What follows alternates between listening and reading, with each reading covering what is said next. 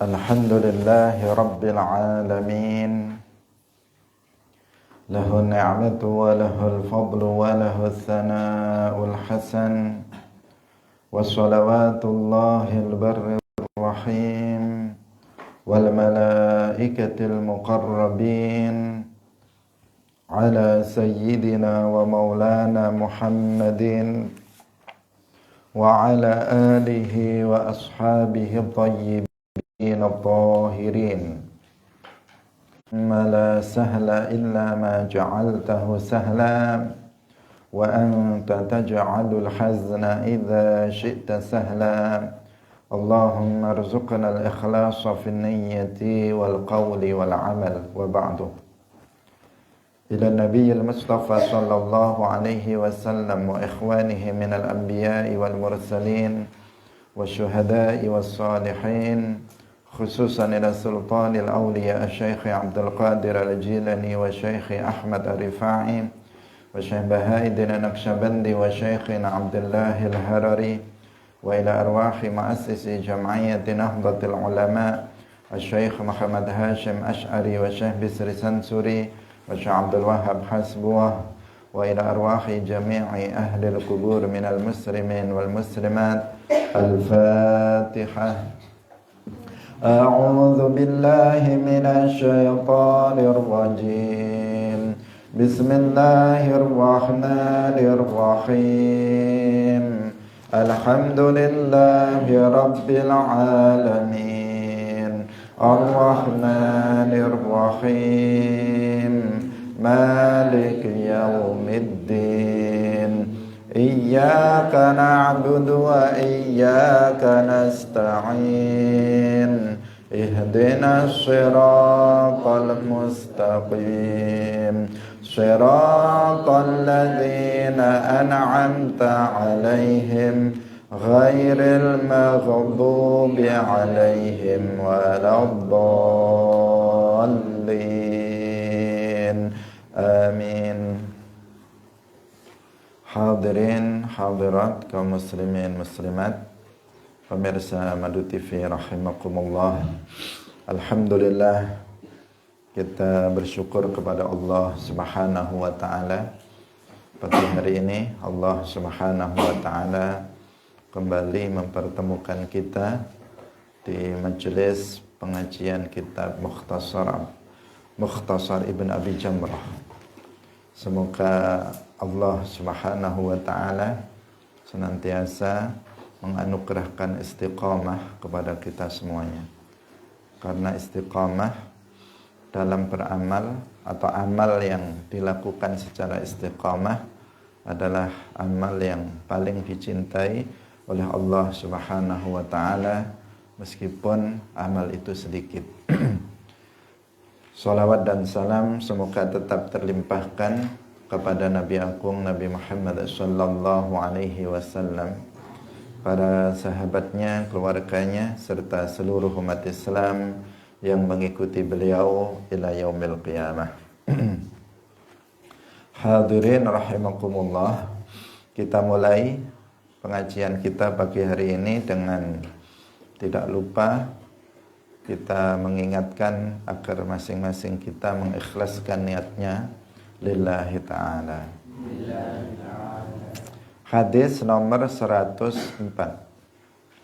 An Abi Hurairah qala qala Rasulullah sallallahu alaihi wasallam az-zahru yurkabu binafaqatihi idza kana marhunan wa labanud darri yushrabu binafaqatihi idza kana marhunan wa 'ala alladhi yarkabu wa yashrabu an-nafaqatu. Qala wasdawuh sapa Rasulullah sallallahu alaihi wasallam, az-zahru utawi punggunge binatang tunggangan iku yurkabu dan tumpai. Iku yurkabu dan tumpai.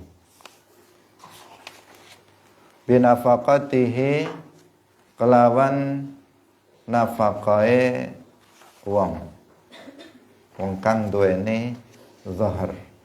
Idza kana tatkalane atau binafaqatihi kelawan nafaqae zahar. Idza kana tatkalane ana apa az-zahr iku marhunan kang den gadeaken. Wala banu ad-darri lan utawi susune binatang kang duweni susu iku yusyrabu dan ombe binafaqatihi kelawan nafaqae ad-darri. Idza kana tatkalane ana apa ad-darru iku marhunan kang ten gadeaken.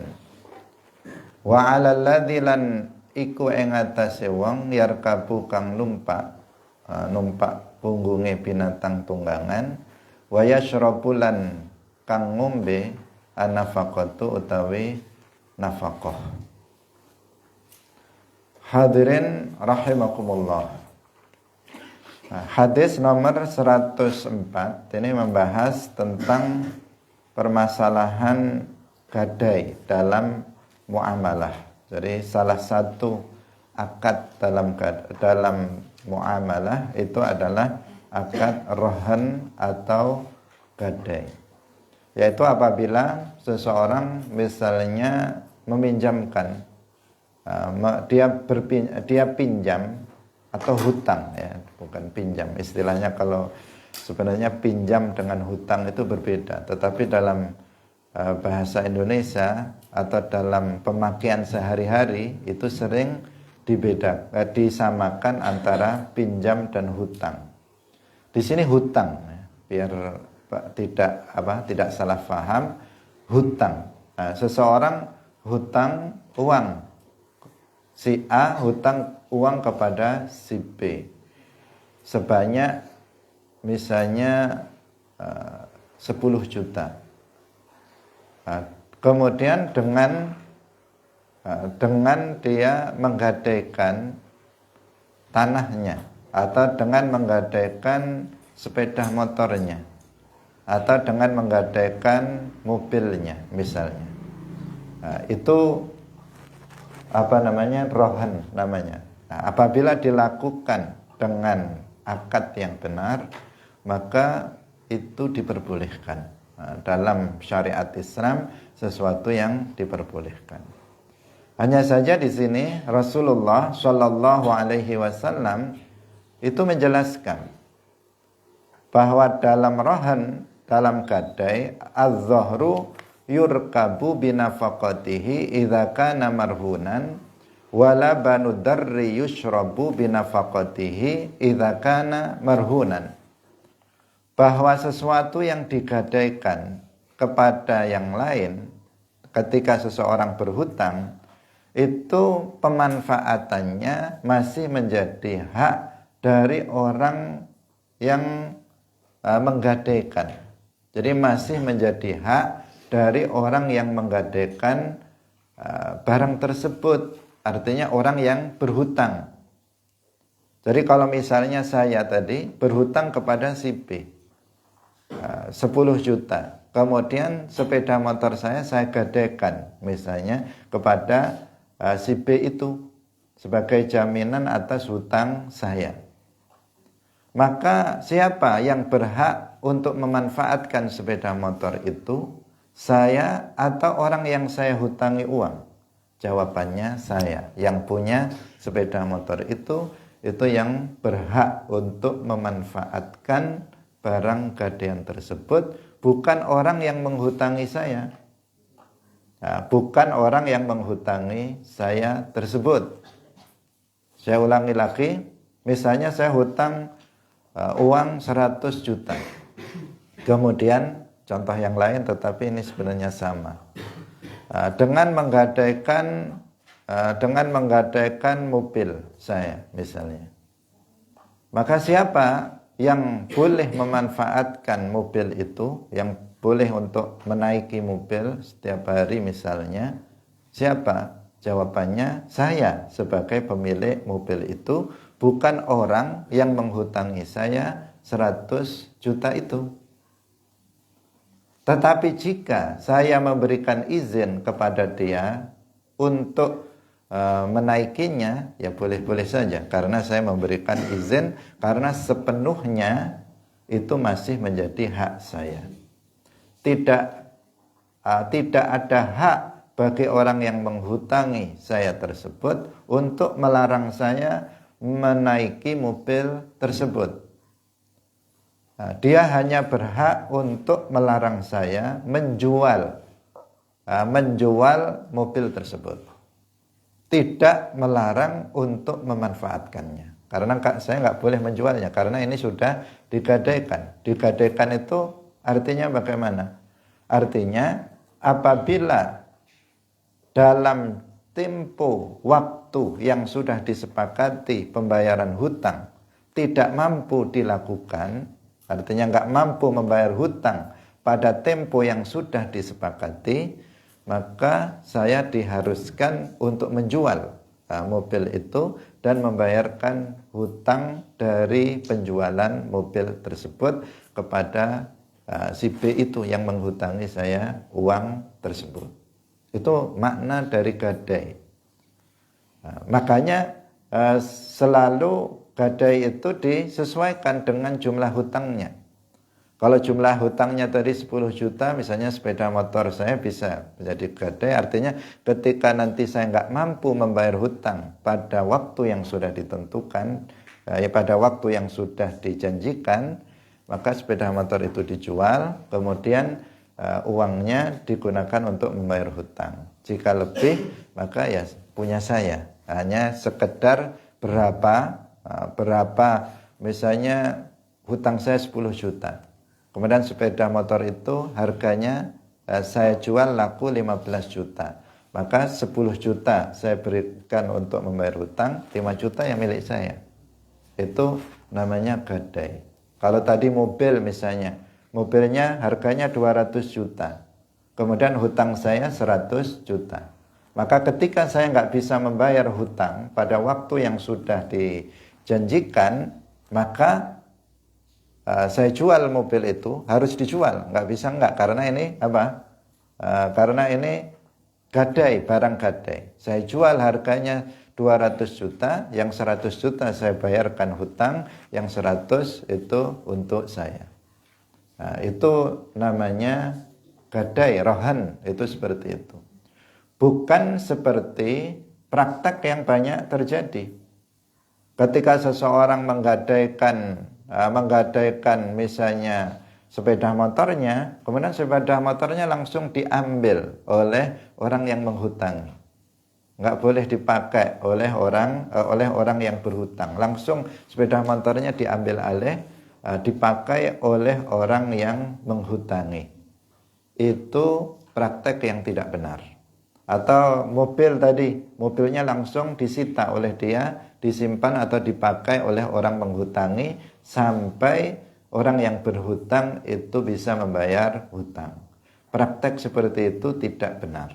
Nah, tidak benar karena yang berhak atas barang gadaian marhun itu adalah pemiliknya, bukan orang yang menghutangi.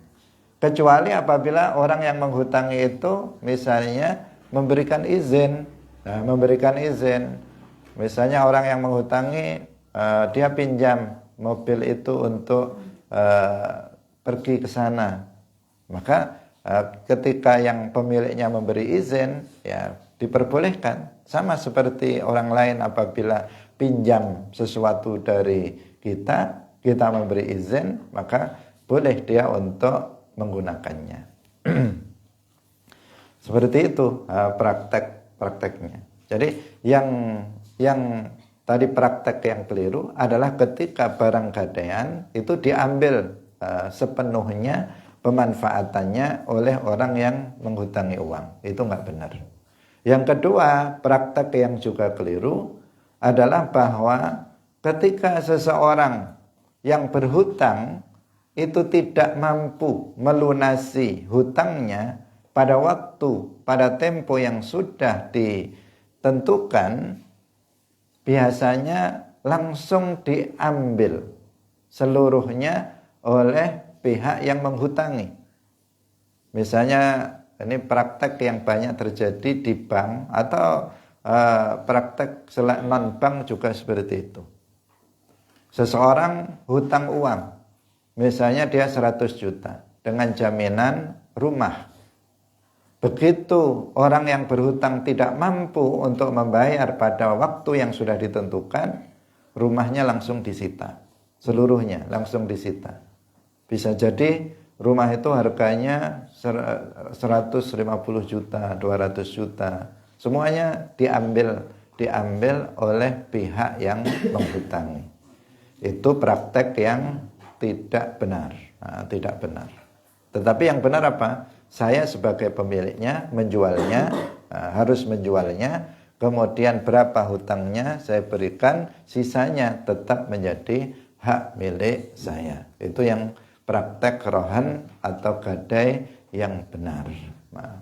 Tapi dalam banyak hal sering sekali gadai di sini itu merugikan dari pihak yang berhutang ketika dia tidak mampu untuk berhutang, sehingga menjadi habis, tanahnya habis, rumahnya habis dan sebagainya karena langsung diambil oleh pihak yang menghutangi dengan gadai tersebut. Dalam hadis ini dijelaskan bahwa az-zahr itu punggung binatang tunggangan seperti unta, kemudian kuda. Itu kan pemanfaatannya apa? Pemanfaatannya ditunggangi, dinaiki untuk bepergian. Kalau sekarang kan jadinya sepeda motor, mobil sekarang. Nah, kalau dulu apa? Kuda, unta itu alat transportasi pada masa lalu. Belum ada sepeda motor atau mobil. Nah, sekarang itu yang sudah tidak lagi kita temukan ada orang misalnya bepergian pakai kuda atau pakai unta atau naik sapi misalnya, nggak ada orang bepergian seperti itu. Sekarang sudah ganti mobil-mobil alat transportasi modern. Kalau dulu dikatakan az-zahru di sini artinya binatang tunggangan yang biasa digunakan sebagai alat transportasi bagi seseorang seperti unta atau kuda. Apabila unta atau kuda itu digadaikan atas hutang pemiliknya, maka pemanfaatan itu tetap pada pemilik kuda atau unta tersebut. Termasuk yang membiayai unta itu atau sapi itu, yang memberi makan itu tetap siapa? Pemiliknya.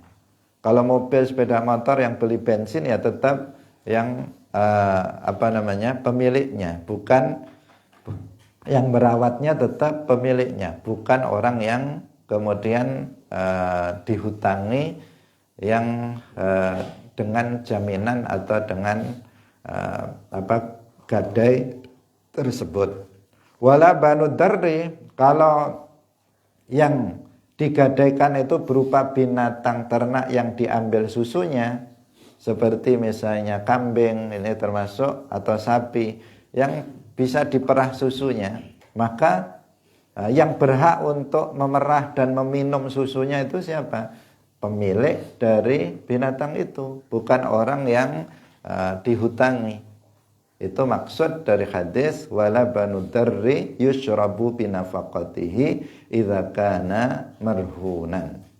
Jadi sepenuhnya yang mengambil manfaat itu adalah orang yang menggadaikan, bukan orang yang orang yang menggadaikan, atau dengan kata lain orang yang berhutang, bukan, atau pemilik dari barang yang digadaikan itu bukan orang yang menerima gadaian atau orang yang menghutangi. Hanya saja orang yang menghutangi tadi itu berhak untuk melarang orang yang menggadaikan barangnya tersebut untuk menjualnya. Nggak boleh dijual karena ini sudah statusnya digadaikan. Kapan dijualnya? Ketika dia tidak mampu untuk melunasi hutangnya tersebut. Wa 'alal ladzi yarkabu wa yashrabu nafaqah.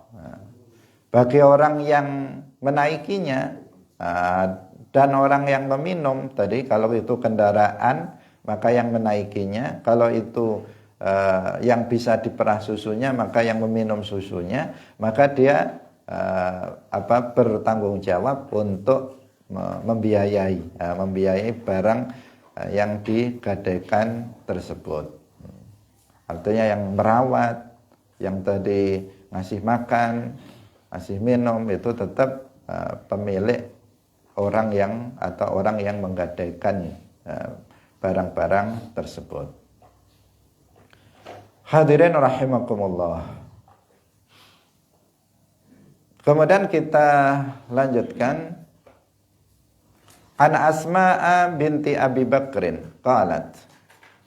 An Asma, saking Asma binti Abi Bakrin radhiyallahu anha. Ini saudara perempuan dari Aisyah.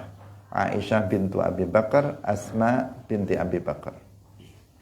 Qalat wasdawah sapa Asma binti Abi Bakar. Kunna ana sapa kita iku nukmaru den perintah sapa kita indal kusufi ing dalem nalikane kusuf. Sagerhana bil ataqati kelawan merdekaaken budak. Jadi kusuf dikatakan oleh Asma bin Abi Bakar, kami atau kita itu diperintahkan apabila terjadi gerhana agar kita memerdekakan budak. Jadi kusuf, kata kusuf, al-kusuf itu biasa digunakan untuk gerhana matahari. Jadi kita sering menyebutnya dengan istilah kusufus syamsi, khusuful qamar. Jadi kalau gerhana matahari menggunakan kaf, kusufus syamsi. Kalau gerhana bulan pakai kha, khusuful qamari. Khusuful qamari artinya gerhana bulan.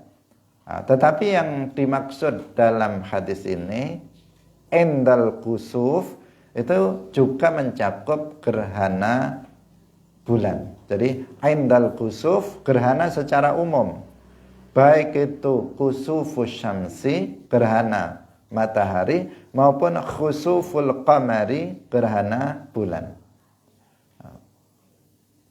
Sayyidah Asma bintu Abi Bakar mengatakan bahwa kita umat Islam itu diperintahkan oleh Nabi untuk memerdekakan budak di saat terjadi gerhana, baik gerhana matahari maupun gerhana bulan. Ini menunjukkan secara umum bahwa di saat terjadi gerhana kita dianjurkan untuk melakukan perbuatan-perbuatan yang baik seperti memerdekakan budak. Kalau sekarang kan nggak ada budak, tidak ada budak lagi yang bisa diperjualbelikan atau yang bisa dimerdekakan pada masa sekarang. Sehingga hadis ini mengandung sebuah pesan bahwa ketika terjadi gerhana kita dianjurkan untuk memperbanyak amal kebaikan.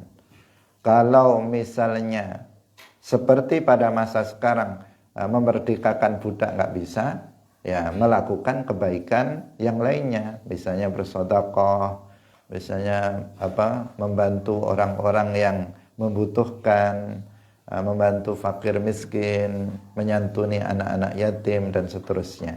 Melakukan berbagai macam kebaikan secara umum.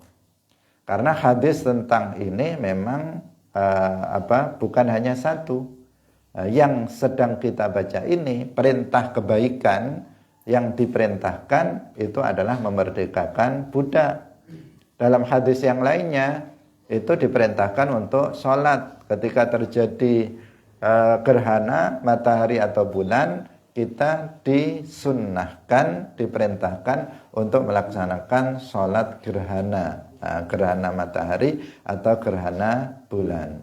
Secara umum kita diperintahkan untuk melakukan berbagai macam amal kebaikan.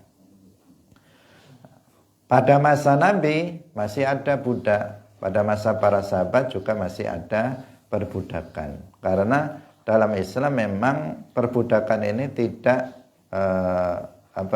tidak dihapuskan, tidak dihapuskan.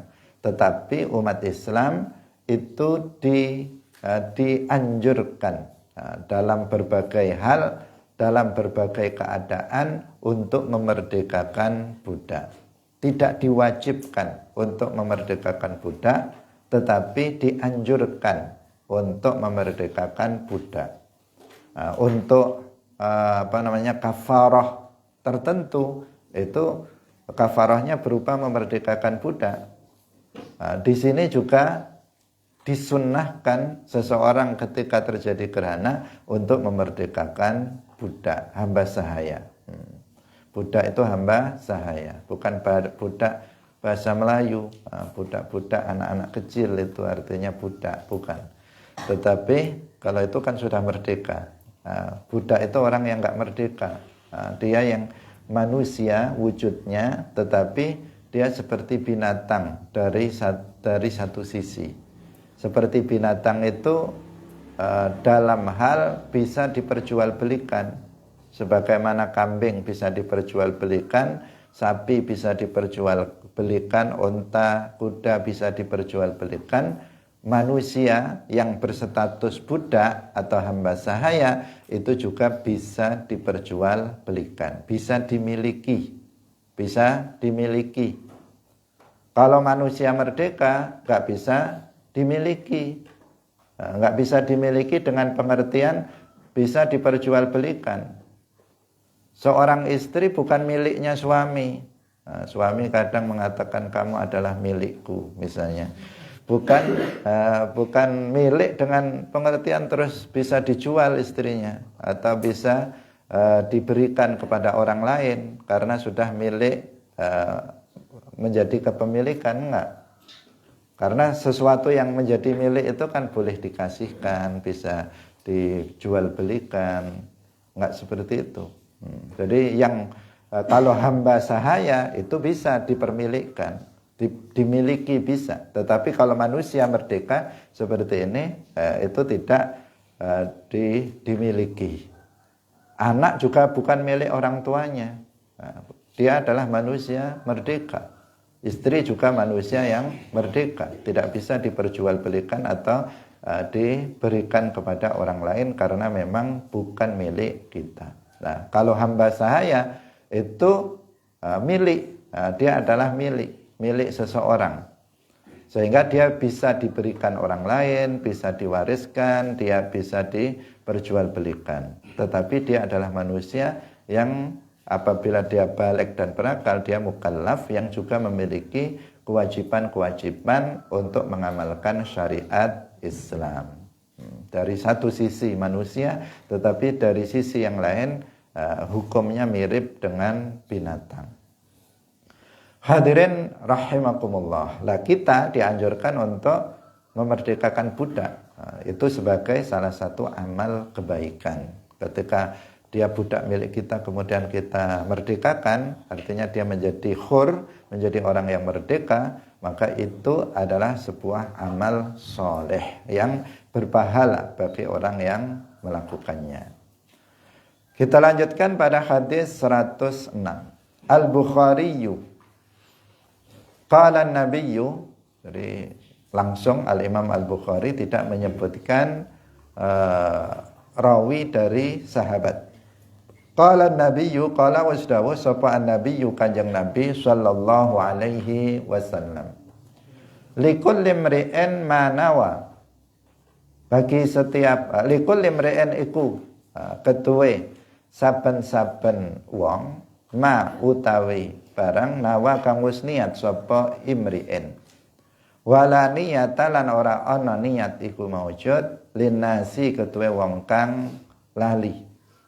Nasi artinya orang yang lupa, bukan nasi goreng ya. Linnasi ketuwe wong kang lali wal mukhti'i lan wong kang salah. Nabi Shallallahu Alaihi Wasallam bersabda, bagi setiap orang itu sesuatu yang dia niatkan. Kalau dalam hadis yang panjang, sebagaimana disebutkan di dalam hadis Al-Arba'in An-Nawawiyah, hadis pertama disebutkan di sana, innamal a'malu binniyat wa innama likulli imri'in ma nawa. Innamal a'malu binniyat, sesungguhnya amal perbuatan baik itu sahnya, sebagian besar amal perbuatan baik itu sah apabila disertai dengan niat. Apabila tidak disertai dengan niat, maka enggak sah. Apa seseorang sholat enggak niat, enggak sah. Meskipun bentuknya sama dengan orang yang lain, tapi yang satu niat, yang satu enggak niat, maka yang disertai niat itu sah, yang enggak niat itu enggak sah. Ada orang mandi wajib yang dia enggak niat, maka enggak sah. Meskipun sudah basah semua, tetapi tetap dianggap belum mandi. Kenapa? Enggak disertai dengan niat, maka enggak sah.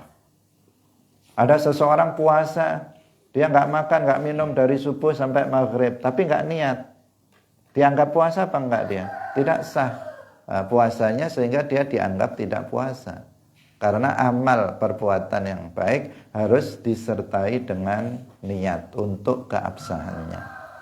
Ada sebagian amal kebaikan itu sah tanpa niat, tetapi tidak berpahala. Sehingga dikatakan innamal a'malu binniyat, sesungguhnya sebagian perbuatan yang baik itu tidak sempurna, tidak berpahala apabila tanpa dengan niat.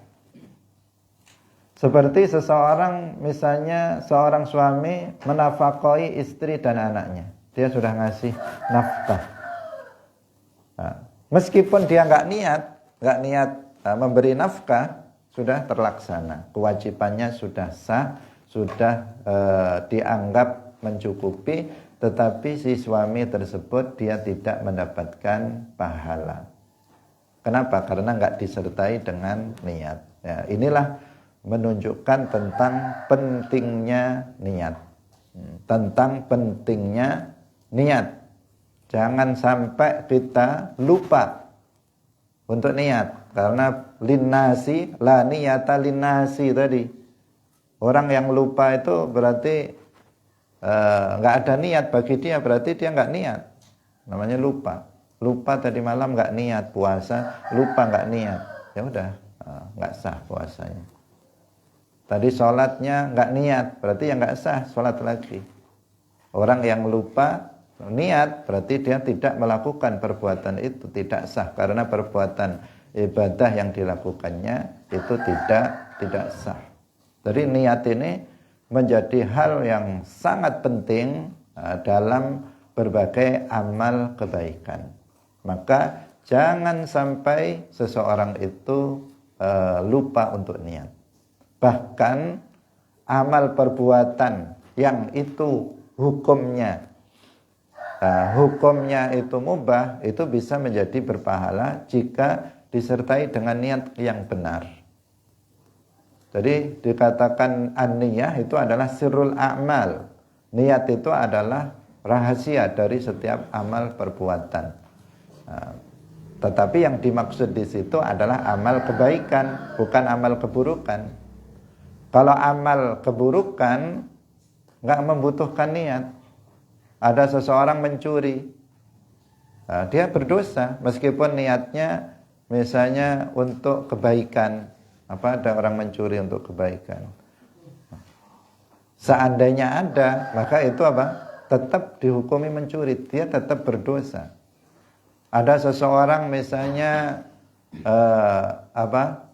menyalami perempuan ajnabiyah, niatnya baik agar dia nggak kecewa misalnya, biar dia senang, untuk menyenangkan perempuan itu. Niatnya kan baik, itu khalus surur, menyenangkan orang tersebut. Berdosa atau tidak? Ya tetap berdosa. Perbuatan maksiat nggak disertai dengan niat, itu tetap haram. Meskipun niatnya baik tetap haram. Jadi innamal a'malu binniyat itu adalah amal perbuatan yang baik. Itu sah jika disertai dengan niat, berpahala apabila disertai dengan niat yang baik lillahi ta'ala, karena Allah. Karena pentingnya niat ini, maka kita selalu mengingatkan kepada kita semuanya, setiap kali kita dalam majelis ilmu, memulai pengajian, kita selalu mengingatkan. Ini bukan sekadar rutinitas lisan, tetapi harus betul-betul kita lakukan. Hati kita ketika saya mengingatkan, mari kita mulai dengan mengikhlaskan niat. Nah, kalian harus langsung hatinya itu berniat. Nah, saya niat thalabul ilmi lillahi ta'ala. Langsung seperti itu, bukan hanya sekedar lillahi ta'ala cuma di lisan saja.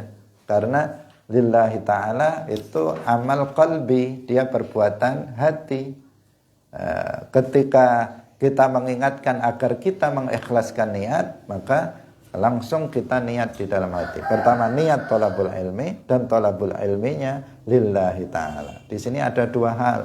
Yang pertama niat harus ada, yang kedua niatnya harus benar. Karena dalam hadis ini, yang cuplikan dari hadis panjang sebenarnya yang ada dalam kitab Al-Arba'in An-Nawawiyah, dikatakan likulli imri'in ma nawa. Tergantung pada niatnya seseorang itu. Kalau niatnya melakukan kebaikan, niatnya untuk kepentingan akhirat lillahi ta'ala, dia akan mendapatkan pahalanya. Tetapi sebaliknya, kalau seseorang niatnya itu adalah untuk kepentingan dunia, maka dia juga akan mendapatkan dunia itu, tidak mendapatkan pahala nanti di akhirat. Maka lanjutan dari hadis ini bagaimana?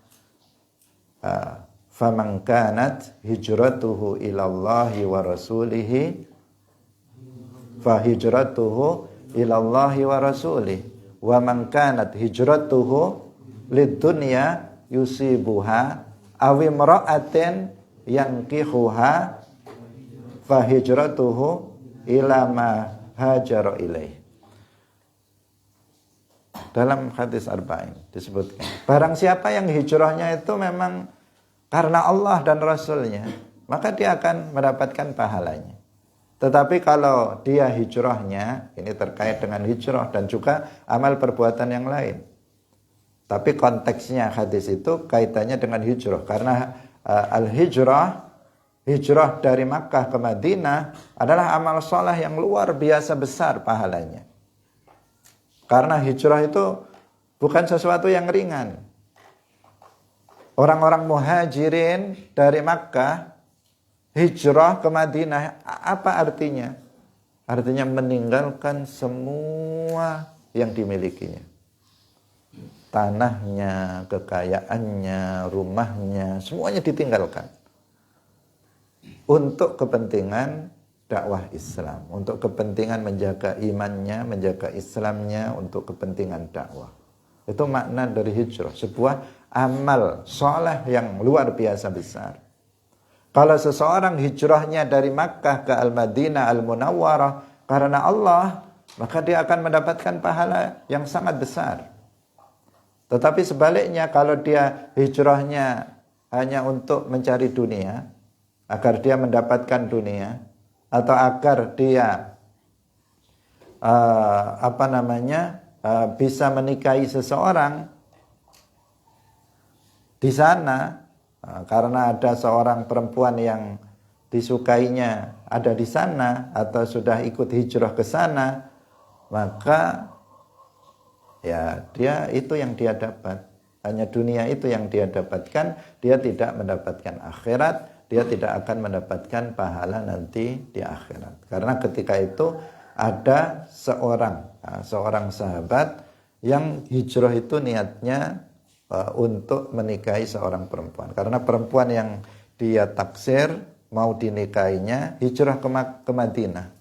Maka dia menyusul perempuan ini untuk hijrah ke sana, tujuannya agar bisa menikahi perempuan itu.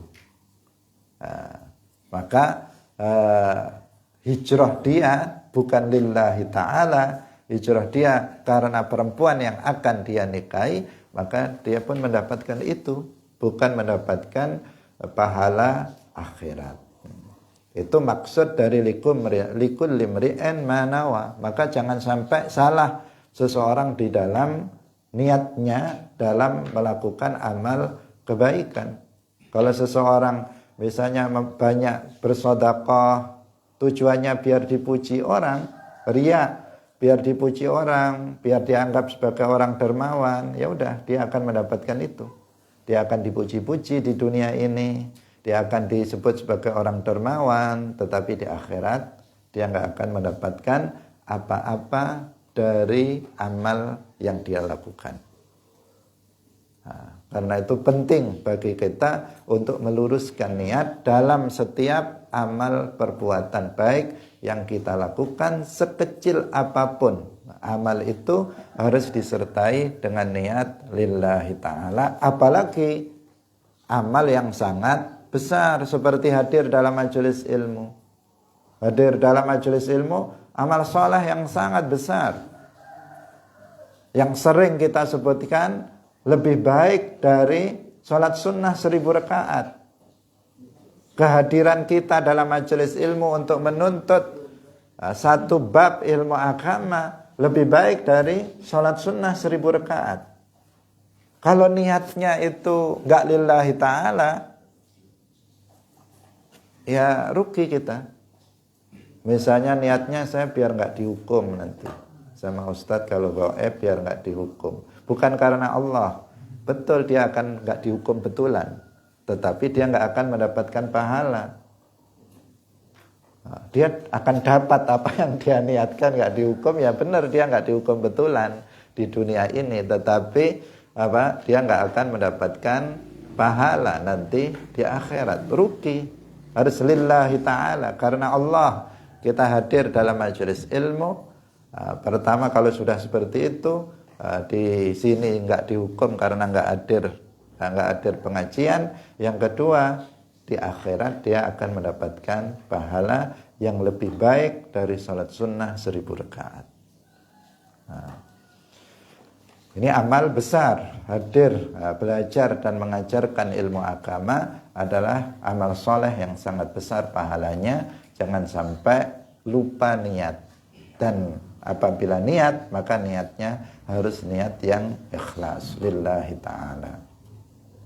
Wala niyata linnasi wal mukhti'i. Tidak ada niat bagi orang yang lupa dan orang yang mukhti'. Mukhti' itu orang yang keliru dalam niat.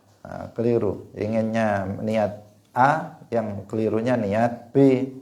Itu dianggap dia tidak niat. Seperti orang yang sabqul lisan, ingin mengatakan A tetapi yang keluar B. Itu dikatakan la niyata. Tidak ada niat bagi orang yang lupa dan juga bagi orang yang salah di dalam niatnya. Hadirin rahimakumullah. Kita lanjutkan pada hadis nomor 107. An Abi Hurairah anin Nabiyyi sallallahu alaihi wasallam qala wasdawa sapa Kanjeng Nabi sallallahu alaihi wasallam, idza ata ahadakum khadimuhu, idza ata tatkalane teka ahadakum ing salah siji sira kabeh sapa khadimuhu pembantune ahadukum bi ta'amihi kelawan panganane ahadukum. Fa ilam yujlisu mangka lamun ora nglungguhaken sapa ahadukum ing khadim ma'ahu sartane ahadukum falyunawiluhu mangka becik aweh ing khadim sapa ahadukum ing khadim luqmatan ing sak puluhan au luqmataini utawa 20-an au uklatan utawa sak panganan au uklataini utawa 2 panganan. Fa innahu waliya ilajahu, fa innahu mongko sak temene ahadukum iku waliya menguasai ilajahu ing obate panganan atau am. Hadirin rahimakumullah. Hadis ini menjelaskan tentang adab yang diajarkan oleh Rasulullah Shallallahu Alaihi Wasallam, akhlak Islam yang diajarkan oleh Rasulullah Shallallahu Alaihi Wasallam kepada kita.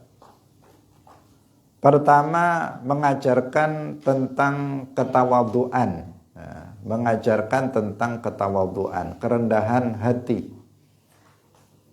bahwa kita ini hendaknya tidak ada sifat sombong di dalam hati kita, menghina orang lain, apapun profesi dari orang lain tersebut. Meskipun orang lain itu adalah pembantu kita, meskipun orang lain itu adalah orang yang kita bayar di rumah kita untuk membantu pekerjaan-pekerjaan yang ada di rumah kita. Tidak boleh kita untuk menghinanya atau mencelanya. Itu yang pertama. Kemudian yang kedua, apabila seorang pembantu dikatakan dalam hadis ini datang kepada kita dengan membawa makanan untuk kita, makanan kita. Dia menghidangkan makanan untuk kita.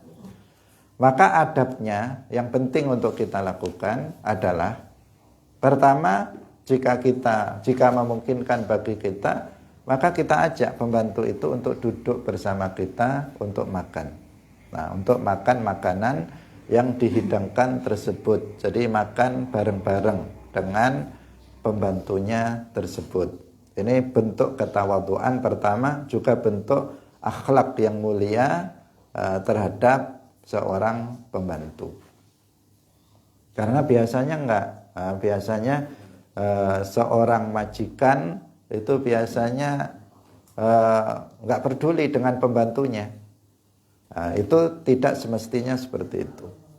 Kemudian apabila tidak, fa'ilam yujlishu, apabila dia tidak memungkinkan untuk ngajak pembantu itu duduk bersama dia makan bersama, maka paling tidak dia memberikan satu suapan atau dua suapan, atau intinya ngasih makanan itu kepada dia agar dia bisa makan dengan makanan yang sama dengan yang kita makan.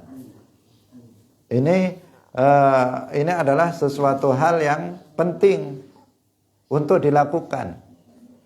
Kalau bisa pembantu itu diajak makan bersama. Kalau nggak memungkinkan untuk itu, maka pembantu itu disuruh ngambil atau diambilkan makanan dari makanan yang kita makan, kemudian dikasihkan pembantu tersebut. Kenapa? Karena apa seperti itu? Karena di sini orang itu, pembantu itu sudah sempat melihat makanan yang kita makan.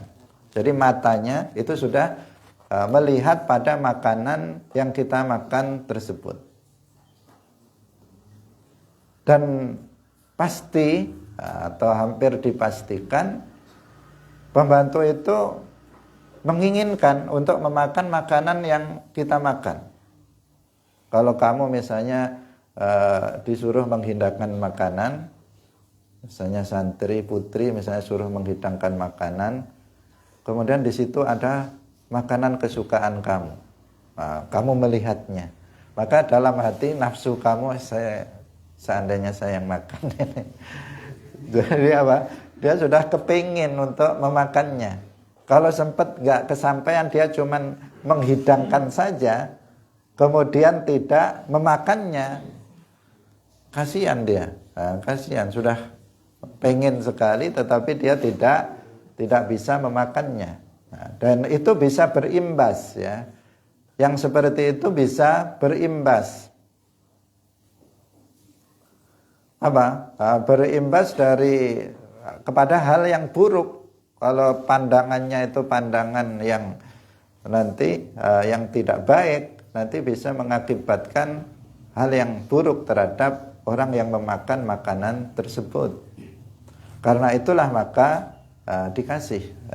Kalau dia bisa makan bersama, kalau tidak maka dikasih makanan yang sama dengan yang kita makan, sehingga dia bisa terpuaskan apa yang dia inginkan, nafsu makan dia yang menginginkan makanan tersebut, di saat dia menghidangkannya itu bisa terpenuhi sehingga dia menjadi puas dan senang dengan apa yang yang diberikan kepada dia tersebut. Jadi kita kasih makan dia biar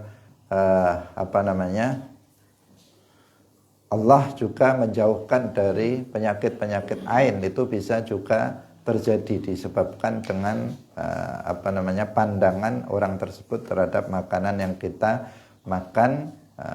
Jika dia diberi, maka sudah insya Allah itu sudah aman. Jadi karena mata sudah terlanjur mandang, maka ya dikasih dia makanan yang dia sudah pandang tersebut. Kecuali kalau dia belum melihatnya. Karena pembantu jelas dia sudah melihatnya. Oh, ini ada daging, ada misalnya sate misalnya. Dia pasti berangan-angan untuk bisa memakannya. Untuk itulah maka dia dikasih agar hawa nafsunya, syahwatnya untuk makan itu bisa terpenuhi dengan dia diberi. Nah, meskipun itu hanya sedikit misalnya. Hadirin rahimakumullah, demikian pengajian kita pada pagi hari ini.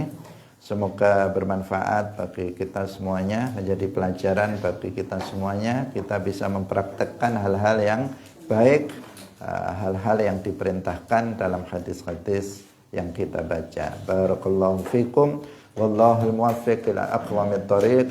Wassalamualaikum warahmatullahi wabarakatuh. La ilaha illallah. Allahumma salli ala sayyidina Muhammad wa ala alihi wa sahbihi wa sallim. Rabbi ghfirli wa liwalidayya wa lil mu'minina wal mu'minat.